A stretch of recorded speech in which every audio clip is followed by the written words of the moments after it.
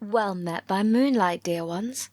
I am Curiosity, and this is my jamboree, a firelit gathering for explorers of the uncanny, the frightening, and the hard to explain.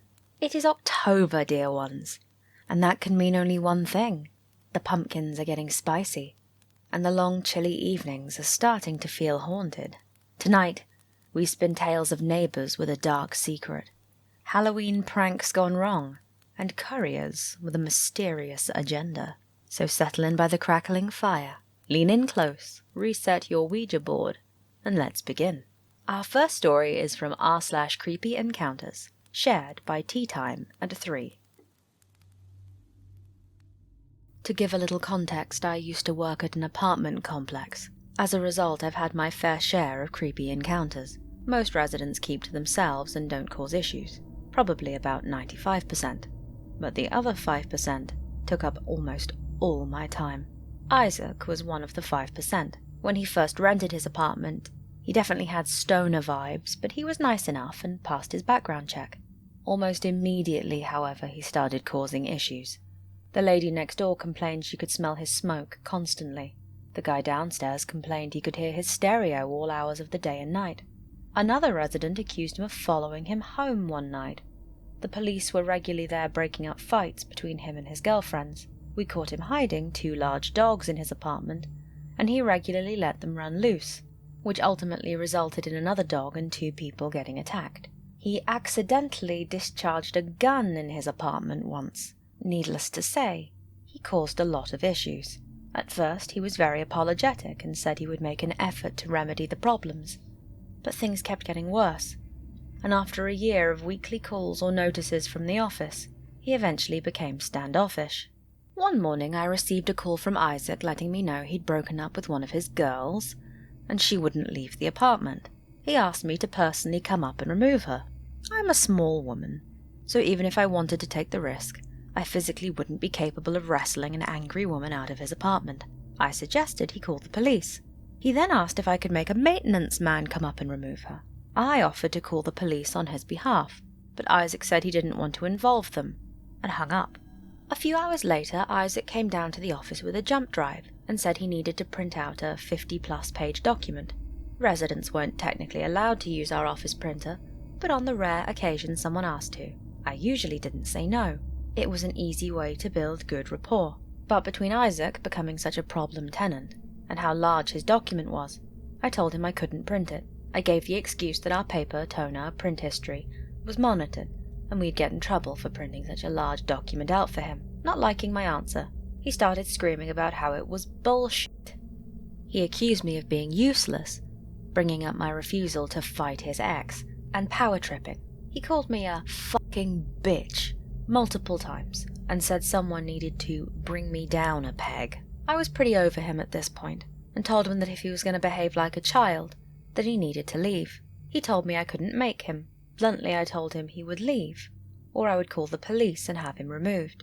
I also told him I would ban him from the office going forward. Normally I tried to kill the residents with kindness, but his lease was ending in a week, and I didn't care anymore if he hated me. My threats seemed to work. He angrily knocked my pen holder over, then slammed both doors hard as he left. The following morning, a cop was waiting for me when I got to work. He asked if Isaac was a resident, and I confirmed he was.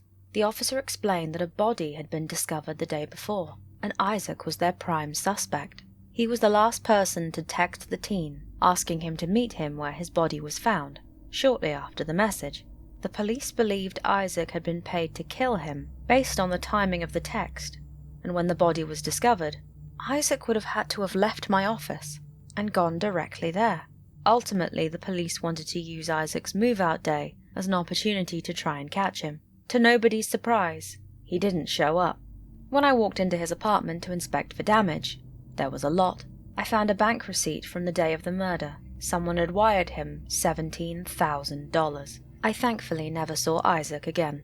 He was caught in another country a few months later, and is now in prison. Goodness, OP, I don't think any of us were expecting that twist. Strange, no matter how many red flags a person raises, it's hard to imagine them capable of the worst possible crimes. Our next story is from an anonymous Reddit user,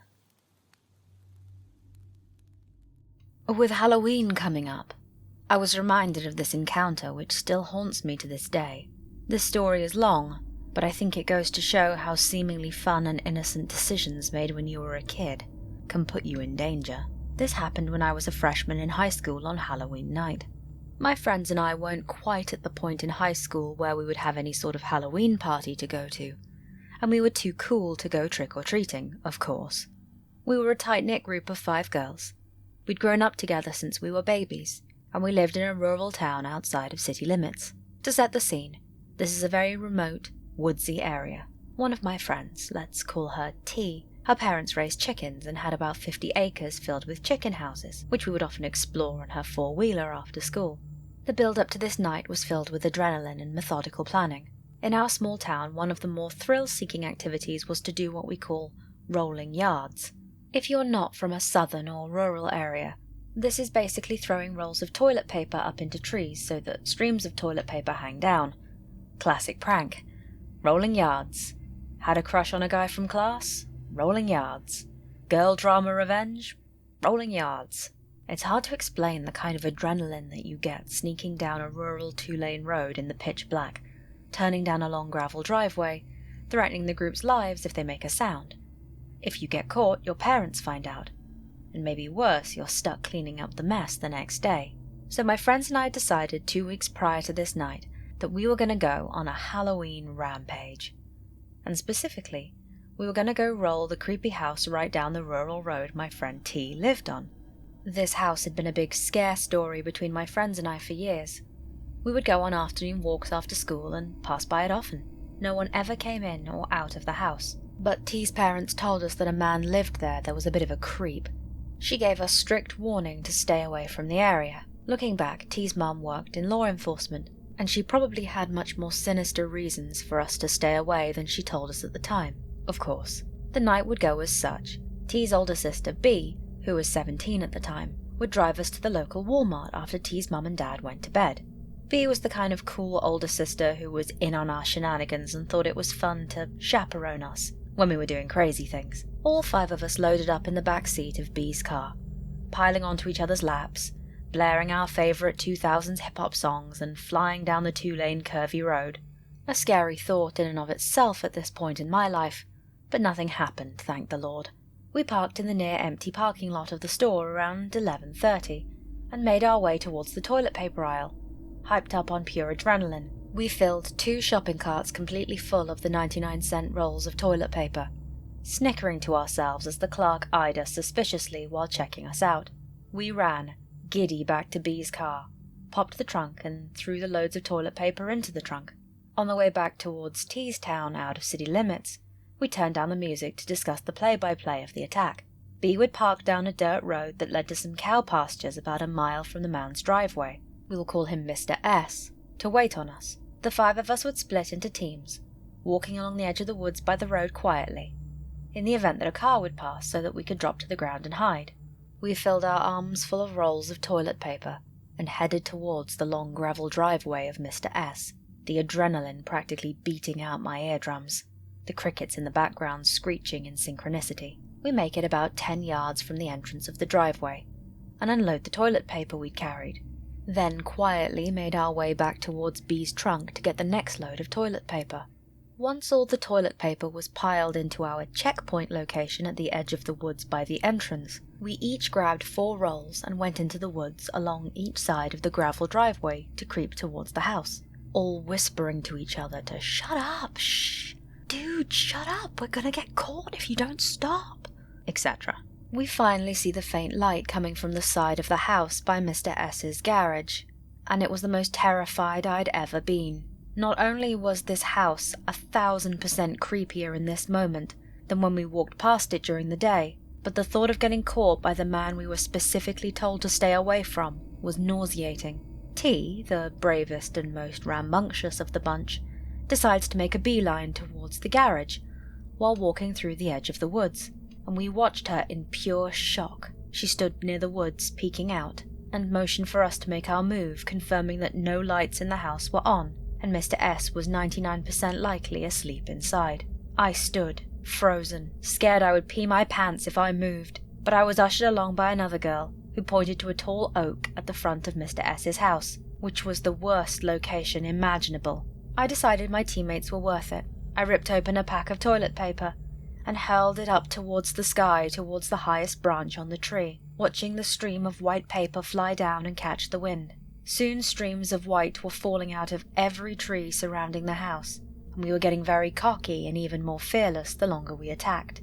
All of a sudden, my friend T stopped dead in her tracks and made a loud "hush" noise.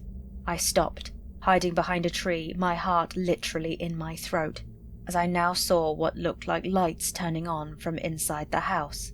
Out of the corner of my eye, T then whisper-yelled, "Run!" And we dropped our remaining rolls of toilet paper and began running in the pitch-black dark into the woods.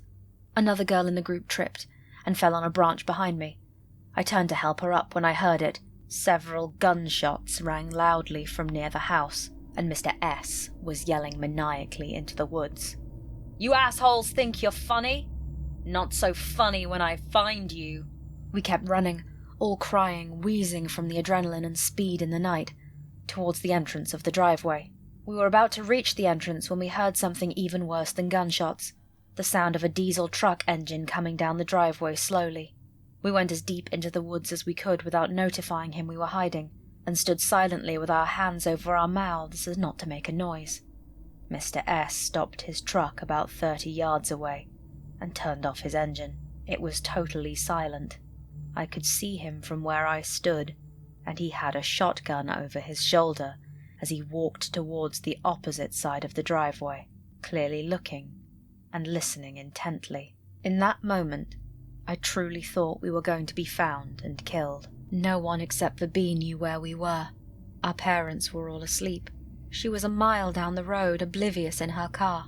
I was trying desperately not to cry and sniffle in the silence, when I saw Mr. S's shadow, raising his shotgun into the air and firing around. I began to feel faint, truly thinking I was about to pass out from fear, when I saw car lights just up the road from the driveway. Panicking, I wondered if the lights would illuminate us in the woods and give us away. But the car seemed to slow down, and I realized it was B. B rolled down her window and was talking loudly from her open car window, giving what I assumed were the police the address of Mr. S's house. This made him angry, and he yelled and ran towards her car for a moment, then backed away, cursing loudly and waving his gun into the air. As soon as Mr. S began driving his truck back down the driveway towards his house, we sprinted full speed towards B's car and got in. We were crying hysterically, unable to speak, sweat pouring down us. No one said a word.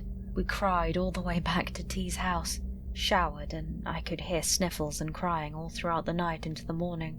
No one said a word about it to T and B's parents. No one even spoke about it amongst each other for years. We never went rolling again, to say the least. What had begun as a childish prank turned out to be one of the most horrifying experiences of my teenage years. Because we lived in the middle of nowhere and had technically been vandalizing someone's yard, B told us about a week later that she had faked the call with 911. It's still shocking to think about. All I can say is we got lucky that night. Some angel somewhere was watching out for us. Looking back, B should actually have called 911. We were naive kids who were more afraid of getting in trouble than realizing how at risk we were of being hurt or killed. Mr. S, I don't know why you became so angry and violent seeing toilet paper in your trees, but I hope I never see you again. I guess your friend's mum was right to warn you all away from Mr. S.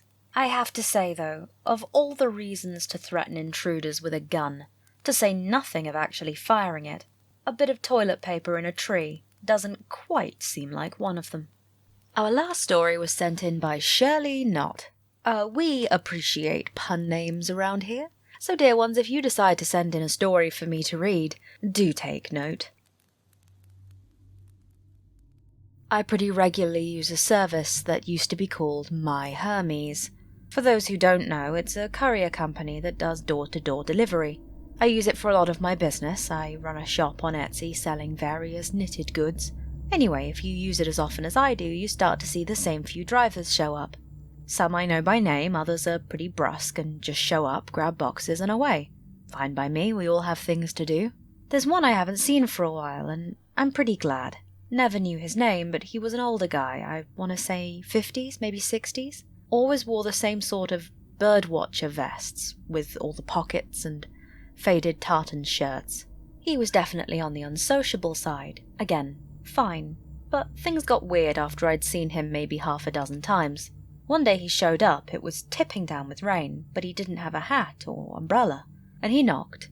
And when I opened the door, he looked at me expectantly, soaked through, dripping with rain. The thing is, I didn't have a package to give him. I had a pickup booked for tomorrow. This wouldn't be the first time Hermes got confused, but I only booked the pickup half an hour before he arrived. There's no way the order went through to him mistakenly. Well, I shrugged, apologized, got halfway through my excuse about a glitch in the system before he turned and walked, oddly slowly for someone caught in the rain, back to his car. The next week he came back. Same circumstances, only this time I didn't have a pickup ordered at all. This time I asked what order number he had. After all, if the system was screwing up so bad he kept coming out for no reason, that was pretty bad. This guy has to pay for his own fuel, and he has other things to do with his time. But he mumbled something I didn't quite catch, and plodded back to his car. He was back a few days later. He didn't knock on my door this time. I happened to spot his car parked a little way down from my house when I went to get the bins in one afternoon. I guess it's possible to have a Hermes driver as a neighbour, but he definitely didn't live anywhere near me, pretending to struggle with the wheelie bins. I took a photo of his number plate. I sent in a complaint to Hermes that this was the third time he'd come to my house without an order being placed. I may have lied a bit and said he'd come to my door 3 times.